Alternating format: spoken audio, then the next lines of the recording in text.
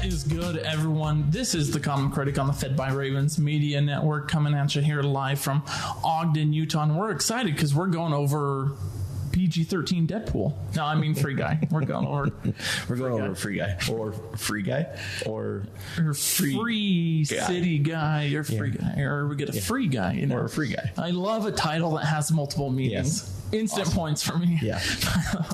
Right. But Deadpool Light, I was worried about that. It was like, okay, look, it's not Deadpool. That's a dumb joke. It's but not. It's definitely Ryan Reynolds. Yes, and I'll take Ryan Reynolds all day, every day. 10 times out of 10. Yeah. Yep. It's rare, you know, some people might say, oh, I get tired of it. And maybe Ryan Reynolds fatigue will hit eventually. I don't think so. Maybe. I don't know. But if they ever cast Ryan Reynolds in something else and he doesn't play Ryan Reynolds, I'll be very disappointed. He hasn't been great trying to do other stuff. You see him in Blade 3? Come on, man. Not great. What was it? 7 Underground or whatever? Yeah. I can see why they Green Lantern. Stitch his mouth shut. Yes. In Wolverine. Mm-hmm. But look, he's found some stuff that works, and he's doing him, and we're happy to have him. Right now, this is a movie that has been delayed a lot. Yeah, it was supposed to come out last summer, correct? Mm-hmm. So it's been delayed quite a bit. It's still technically on that cusp of the Fox and Disney merger, so it's in that space of it has to be theatrical. There is no streaming release at all for this, which is why there was no. Because technically it's Disney, but you still had like the Fox theme popping up before. Well, I was happy that it was just released in theaters. Me too. Made me get out. So you just saw it, right? You literally came from the theater. I literally just literally. So it's like Monday afternoon. How many did you have the theater to yourself or what? No. I was very sad.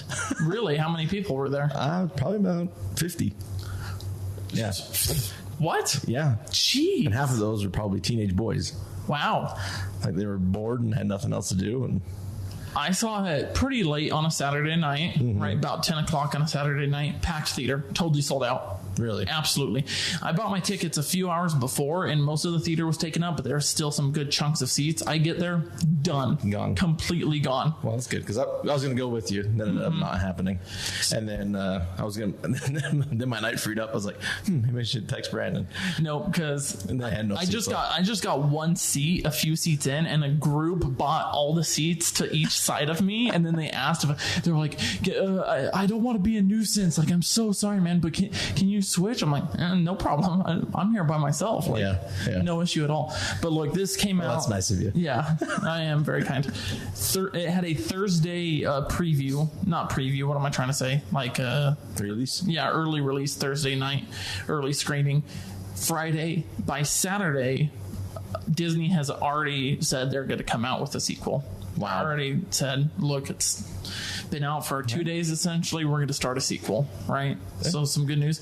It did top the box office domestically about 30 million, about I believe 50 million total worldwide. Pretty good for something like this. It seems like that's what's happening lately. Between 30 and 50 million. Things are increasing a little bit, right? Yeah. I think some numbers in the past have been skewed because of streaming, right? Yeah. Suicide Squad numbers are really low, but HBO Max isn't charging extra for their shows, right? Yeah. So like Black Widow has good numbers, but that's because Disney Plus is charging $30. $30 for it, right? So, there's that. When this started to be hyped a year and a half ago, what were your thoughts on it? Were you excited for this? No. I was probably about a 5. So you were... I was like, it's probably good because it has Ryan Reynolds in it. Yeah. Hoping it wasn't Deadpool light. And I was pleasantly surprised. What about you? I remember watching this trailer, seeing it for the first time in theaters, right? And I had this thought, that's going to be a good movie. Don't know what it was. I just had this feeling. I'm like, people are going to say, oh, it could go either way. I just had this feeling. I'm like, that looks like one of those movies that might end up being a cult classic, might do pretty well, but I think people are always going to reference it and talk about it. Now, look, 82% on Rotten Tomatoes from the critics, 95% from the audience. It's doing numbers. It's got it. What is our audience saying? All right, so we'll get into the scores. Do you want to do that, or did you have something else? No, we'll get into our scores right now. Okay. So we always ask you guys 24 hours before we do the podcast to go give your rating, and we had another fantastic turnout, so we're going to keep doing this. Awesome. For a while. I don't know. It looked a little bit past a 9, but I'm just going to call it a 9. A 9? You might be able to call it a 9.1, 2 or 3, but I'm just going to round down, call it a 9. I'll get my handy-dandy calculator Now, get this. We had about 40 people vote, and I counted up. 8 of them gave it a perfect score. Wow. 8 people slid all the way to the 10, all the way up. Definitely not perfect. Now, only one person said it's not worth watching. Oh, okay. It's like 98% to 2%. That's really good. Said worth watching, right? Good. So our audience loves it. A lot of the audience score on Rotten Tomatoes and IMDb, they're loving it. Now, you and I. You want to go? I'll always go, right? Yeah, go for it. So we got a 9 from the audience. I'm going to have a 7.5. I'm pleasantly surprised. I thought you'd be lower than that. You did. I think that's a good score. It is a great score for me. Especially out of the gates. Mine's a whole lot higher. I'm sure it is. Look, this is like my kind of movie. Yeah. Right? This is like what I look forward to. This is dumb. I didn't think at all. Right? No. I just... Well, maybe a little bit. But. I didn't. I just blanked out the whole time. Fair Hardly enough. thought about it. Okay. Are you ready for me? Yeah. 9.9. 9.9. 9.9. Did our audience have any influence on you? No, none whatsoever. I walked out of this theater and I said, this one, 8.8. Yeah. Fantastic. Yeah. Fantastic. And I'll just get this out of the way now. The only thing that kept it from being the 10, about 10 minutes too long. Few things here and there could have been cut shorter a little bit, but hardly all those political talking points. Yeah, like the whole gun violence thing. All right, you could have. That was like 15 seconds too long, and patriarchy. No, kind of funny, right? It's a little preachy at times, but it's whatever. Yeah, right? okay. So there's a few things like those could have been. But that was my only gripe. Those little, like, why put them in? But whatever. This is what I'm going to say about this movie, and I think a lot of people will agree. This was one bad plot point away from being a disaster. Now, I just gave it a 9.9, and I'm saying this was one bad plot point away from being a disaster. This could have been real fast. But the execution of this, the story, the pacing, great pacing. All the jokes land. Several times I was laughing very hard. One time I had to take a deep breath and stop myself, right? The performances, the cameos, right? The references, all this flawlessly done, right? Like I said, maybe 10 minutes too long, but I absolutely loved this. 100% agree. 100%. You got it. We got it on the podcast. So we've talked about it in the past. Great idea, terrible execution. Happens often. This was a great idea, executed perfectly. Very well. Very well. Like, I can't think of any other way to say it. I think the idea and the behind the whole thing is fascinating, and it kind of made me think a little bit. It kind of makes you think, are we all living in a simulation kind of thing, Elon Musk would say yes. Oh yeah. Well, So what does that say about free will? No, I'm not going to get into that, right? But yeah, look, I think this is an original idea that feels familiar. Okay. So I can't think of anything specific that directly copies this, but it's a familiar story, right? And maybe it's the underdog story, right?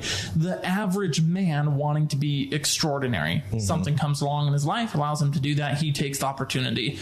I think everyone can relate to that. Everyone wants to have that opportunity that propels them to the top or they take advantage of, right? I think Guy, very cleverly named, right? Just the NPC. Blue shirt guy. Yeah, blue shirt guy. Yeah. Whatever. Yeah. There's dude, there's buddy, right? Dude, These are the average people that save the day. And I think that's why, this is doing great numbers, has great reviews. I think people relate a lot to this. Yep. And it's done in a fun, hilarious, action-packed setting. I couldn't say it better myself. That's all. Let's move on to the next movie. No. I know. I thought about this. No, let me look her up here. Jodie Comer, is that say it? I haven't heard it specifically how it is. Never heard of her. Never seen her. Yeah, I looked up her IMDb. fantastic. Amazing. She had great chemistry with Everyone. Ryan Reynolds. That's pretty hard to pull off. To have chemistry with two male characters. Well, she's essentially playing two different characters. I guess that's true, right? Molotov, whatever. Molotov girl. Molotov and then Millie, right? Yeah. Essentially the same, but also pretty different at the same time. Yeah. Right? Molotov is like the action-packed, like, got it, but that's just a persona being projected, you know, like I said earlier, it's what she wants to be. Yeah. And I think anybody who can bring in a Stranger Things character and make you not really think of Stranger Things. Always makes me happy, especially, is it Joe Carey? Is that his name? Kiri? Kiri, yeah. As Keys. Yeah. I like that name. I don't know why. Yeah, it was cool. Kind of a cool name, right? Yeah. And then catchphrase, you know. Catchphrase, right? Yeah. There wasn't too much thought into these names, I don't think. No. Guy, dude. Molotov is the most extreme one, I think. Yeah, look, I really have nothing but good things to say about it. One of my favorite things about this, let's just if we end up just quoting the movie the rest of the podcast, I'd be happy with that. But one of my favorite things they do is there's constant chaos in this movie. Yeah. Constant, right? It's like a video game. Every background, yeah, just constantly. GTA. There's an odd amount of detail with this. And I think it's something that you probably didn't have to put it in, but it's one of the things that makes it fun, right? Guys sad walking through the street and there's just madness behind him. And he's unaffected by it. Even when he's walking sad, he gets punched in the face. Hilarious. And he just takes it, right? Just random, yeah. This is really like Ryan Reynolds at his peak. This was written and I know we've already said that, but the comedy that sticks is just, like I said, one bad plot point away. This could have been one bad joke. I think so. Right. I think they could. I think they could have taken it too far. I think there could have been too much propaganda, or, you know, I love Ready Player One, but sometimes it feels like it only relies on pop culture references. I think that's the whole movie. Yeah, right. Yeah. That could have been this. Yeah, could have been. So this story from, I mean, Ready Player One had a pretty good source. Yeah, with the book. Mm-hmm. I don't know if there's anything that. I don't think so. I think it's just straight screenplay, correct? Yeah, absolutely. Okay. So I think that's where I think it would differ between Ready Player One and this one, for sure. Let me ask you. They tried to jam way too much into Ready Player One, and it's felt. They did. A ton, right? And I think that's maybe one of the aspects that could have drugged this down, but fortunately did not. Yeah. Yeah. So let me ask you this. This is a comedy, obviously. What do you think was the funniest part? No. I'm trying to think of what I laughed at the most. I have two things to offer you. Okay, give me two and I'll see. The short one. The one when he's trying to help the guy and he escapes only to get shot. Guy is helping the other guy, right? The one dude escapes. I can't even use that. Right? One person escapes only to be shot by a player and then teabagged by that player. Oh, yes. I had to calm myself down. I did laugh at the teabagging. I was like... I don't know if we can say that on there. I don't know either, but it's all right. FCC won't let me be. Or let me be. I'm not going to do that. I'm not going to get into that. But look... But no, yeah. I laughed audibly out loud at that. That's my generation of gaming. Mm-hmm. We say kids nowadays wouldn't be able to handle an Xbox Live, chat back in 2010. For good reason, right? Kids nowadays would cry if you did that to them. We used to do that all the time. I think kids nowadays just cried and follow them on TikTok. Yeah. Look, Modern Warfare 2, we were doing that exact same stuff. So let me tell you the second funniest thing about this movie. Okay. Channing Tatum. Yeah. Okay. Hilarious. Yeah. And it caught me off guard. That first player you see. Yeah.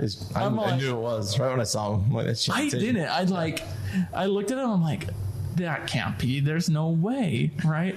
But as Guy is saying that whole monologue of he's a hero, he saves the city as there's like crashes and explosions and tons of property damage, right? I'm like, oh my gosh, they really got Channing Tatum for this. And I think that set the level for the cameos and references in the rest of the movie. Yes.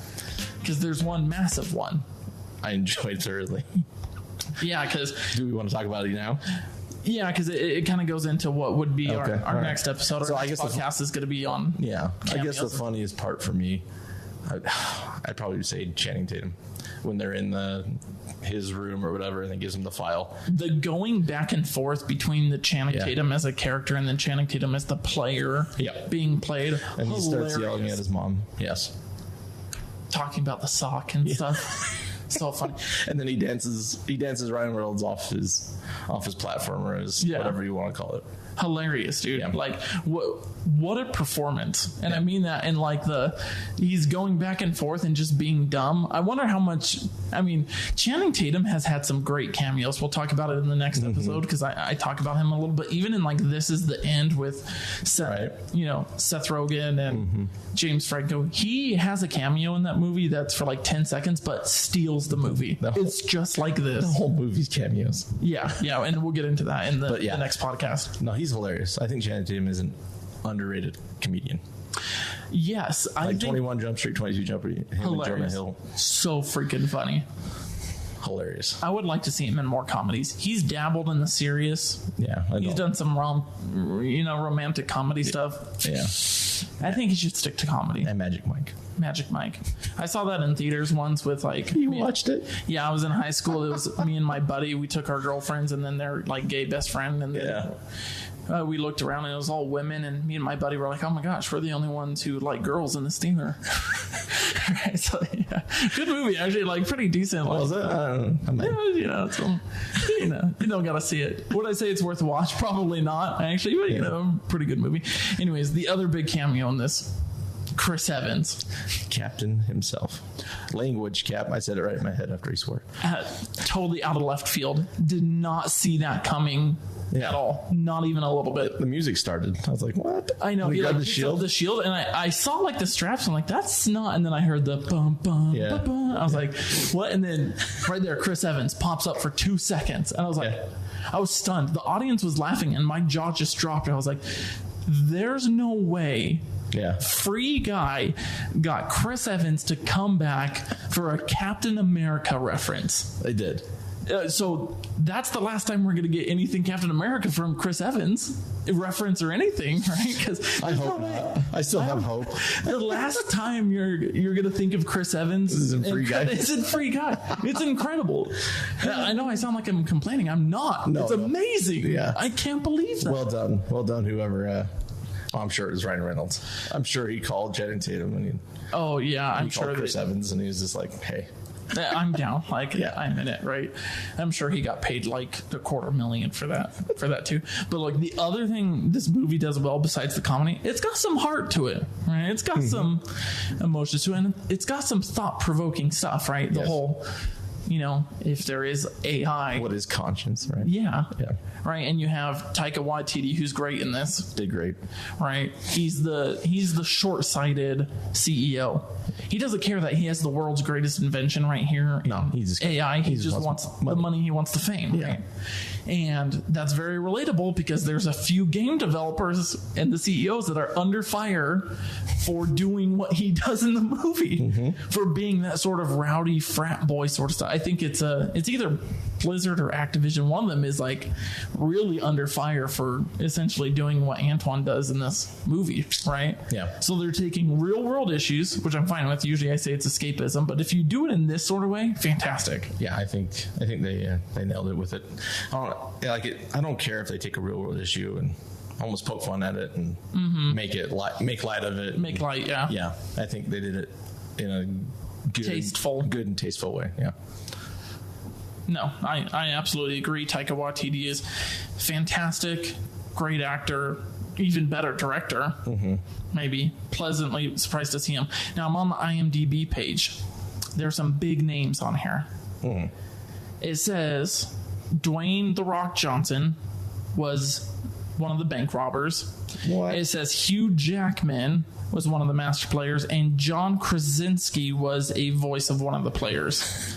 Now, how much I believe that? I have no idea. Because I heard The Rock was in it, and I was kind of looking, and I didn't see it. But, I'm going to go see this again this weekend with my wife. I think I'm going to be a little more on the lookout. Another thing that this does well is it's really bringing in video game culture, but making it to where even if you aren't a gamer, you can relate. Yeah.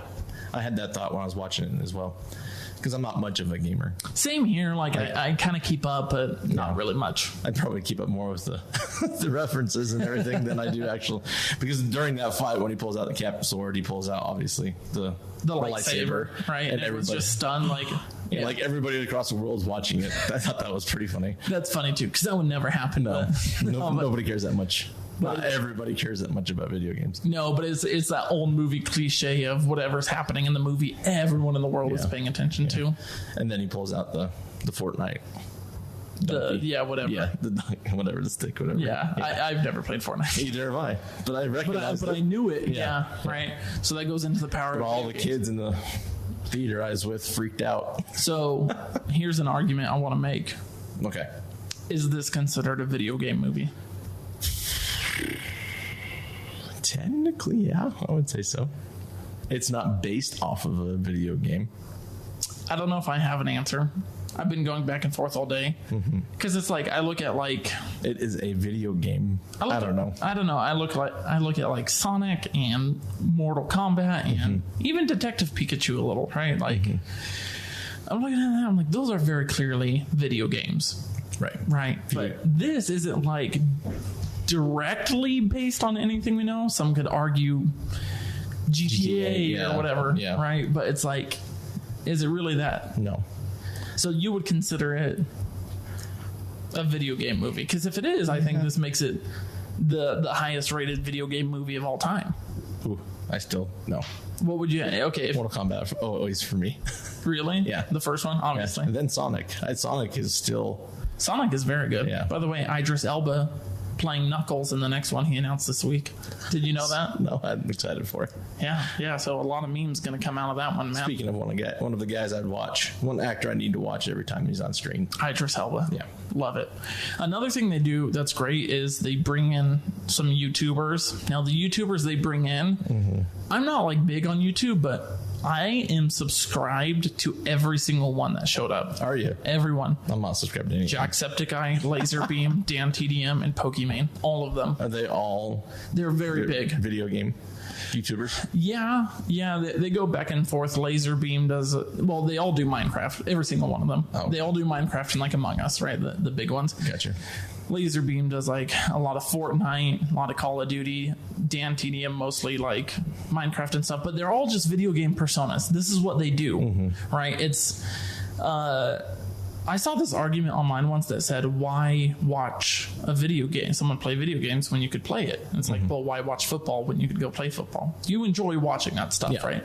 And I think this relates, and why the cliche of the whole world watching is, people are interested in what's going on in these things. That's kind of the plot of the whole movie, right? Their whole creation was people just watch NPCs just walk around and create their own world, basically their own AI, right? The AI create their own world. And like even Million Keys, their whole thing was like video games don't have to be needlessly violent. They don't have to have this stuff. And I think it almost goes into like the whole Minecraft thing. Minecraft's the #1 game in the world because you just have this world to yourself and you can build and be creative, right? Like, it's all right. So look, our collective score is at 8.8. Now we're going to say, is it worth it? Oh, yeah. Audience says it's worth it. I say it's worth it. Right? It's worth it. Now let me ask you this. Are you excited for a sequel? Yes. How excited? You were about a 5 for this one. 6. All right, I'm a 10. Hey, thanks for listening. Hey, stick with us. This is The Common Critic on the Fed by Ravens Media Network.